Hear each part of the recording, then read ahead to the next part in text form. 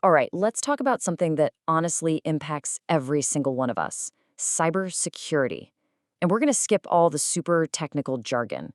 Because the thing is, this isn't really about protecting computers, it's about protecting you and your entire digital life. So let me just ask you this straight up. Is your digital front door unlocked? I mean, think about it for a second. We all lock our homes, we lock our cars, but what about our online accounts, our private data, our identity? That's really the heart of what we're diving into today. Okay, so how do we start building up that defense? Well, we start with the shield. This first part is all about understanding what cybersecurity actually is and why it's pretty much the most important defense you have in this day and age. When you strip it all down, it's actually pretty simple. Cybersecurity is just the practice of protecting all of our digital stuff, our computers, our networks, and all that precious data from people who want to mess with it. It's the lock on that digital front door we were just talking about. And why do we do this? What's the point? It's really just to stop anyone from getting in who shouldn't be there, to stop them from misusing your information, or from just plain causing damage. Think of it like a digital bodyguard for your personal life. Okay, so this is where it gets super interesting. Cybersecurity isn't just one thing. It covers a ton of ground, from protecting these massive corporate networks all the way down to securing the apps on your phone. But look at that last one, end user education. Yep, that's you, that's me. It means that one of the most critical pieces of this whole puzzle is us, just knowing how to stay safe. All right, we get what it is, but why should we really care?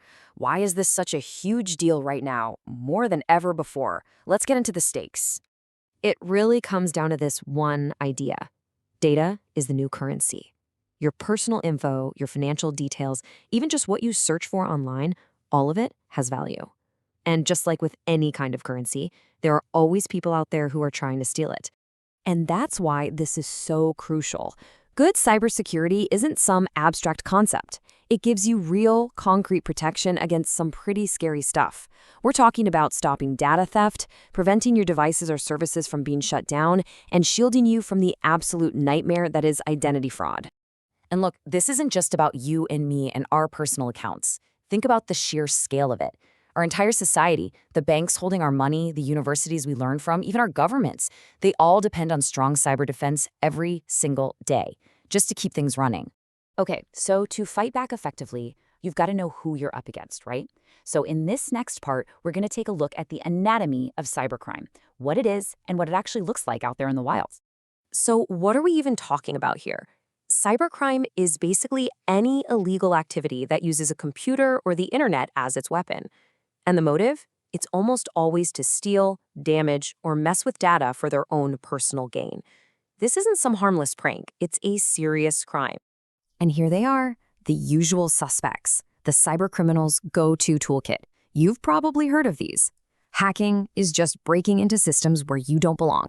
Phishing, that's all about those sneaky fake emails trying to trick you into giving up your passwords, like a fake login page for your bank. And ransomware is especially awful. It locks up all your files and demands money to get them back, just like the huge WannaCry attack a few years ago. These are the main weapons they use. So how do these attacks actually work?